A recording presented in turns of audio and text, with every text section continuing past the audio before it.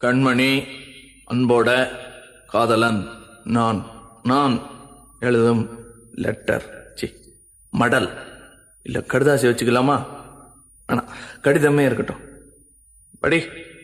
கண்மணி, அன்போடு காதலன் நான் எழுதும் கடிதமே. பாட்டாவே படிச்சிட்டியா? அப்ப நானும் முதல்ல கண்மணி சொன்னேன்ல, இங்க பொன்மணி போட்டுக்க.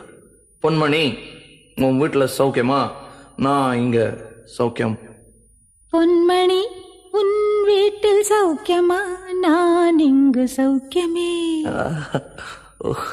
உன்னை நினைச்சு பார்க்கும்போது கவிதை மனசுல அருவி மாதிரி கொட்டுது.